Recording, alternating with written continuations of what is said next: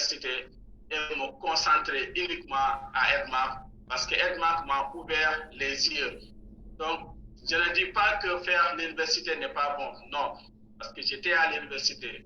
Mais Edmark m'a ouvert les yeux et m'a fait savoir que dans la vie, on peut réussir et on peut apprendre des choses plus importantes et plus intéressantes qui nous permettent d'arriver au sommet et d'atteindre notre rêve d'avoir la liberté financière, ce que j'apprenais pas à l'université. Donc, lorsqu'Edmark m'a ouvert les yeux sur tout ça, donc, je me suis assis dans ma chambre et j'ai pris la décision de quitter l'université et de me concentrer à fond dans le business d'Edmark. C'est l'amour d'Edmark qui a triomphé et c'est pour ça que j'ai quitté l'université et je me suis consacré uniquement à Edmark.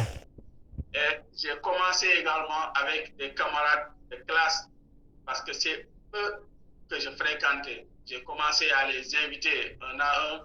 Donc, beaucoup d'entre eux ont rejoint l'entreprise. Aujourd'hui, je suis très ravi d'avoir dans mon équipe un camarade de classe avec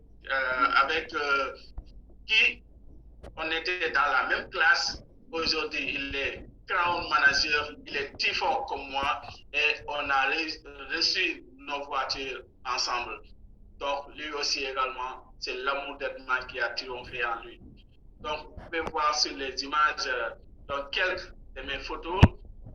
Voilà, tout ça, c'est l'amour d'Edmark et surtout l'amour du Copalazette qui est mon produit favori.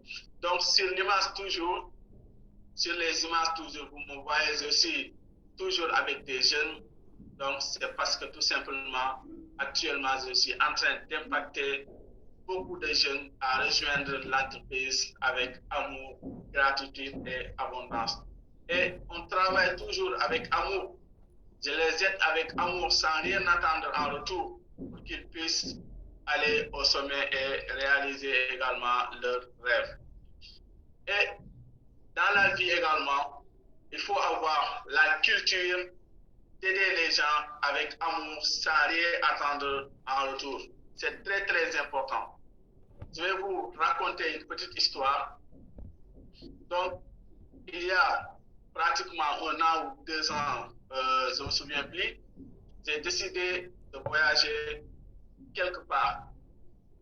Mais lorsque je suis arrivé au niveau de l'aéroport, là où on mettait les bagages, donc quelques minutes avant l'embarquement, on a scandé mon nom sur tous les micros. Le passager Aboubakri Diaho est appelé en urgence et on ne cessait de rappeler mon nom. Et lorsque je suis venu, on m'a dit, cette valise, c'est pour vous. Lorsqu'on m'a posé la question si cette valise est pour vous, mon cœur faisait boum, boum, boum.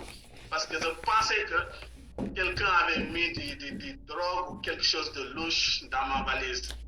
Donc, j'ai dit, effectivement, c'est pour moi. On m'a dit, ouvrez la valise. Donc, j'ai ouvert. Donc, on m'a dit, fais sortir tout ce qui est dedans. J'ai commencé à faire sortir les trucs et tout. Et il y avait un power bank dedans. On m'a dit, ce power bank, c'est quoi? J'ai dit, c'est un power bank. C'est pas, ils m'ont dit, il y a quoi à l'intérieur du power bank? J'ai dit, je ne sais pas, c'est un power bank, c'est réacheté comme ça. Bon, après, ils ne savaient pas quelle décision prendre. C'est comme ça, ils m'ont dit, bon, pour régler ton cas, on va appeler notre supérieur. Donc, j'étais là, très inquiet, attendant. Donc, lorsque leur supérieur est venu, j'étais très, très surpris de voir que c'était une ancienne agent du service marketing de Edmark Sénégal en 2015.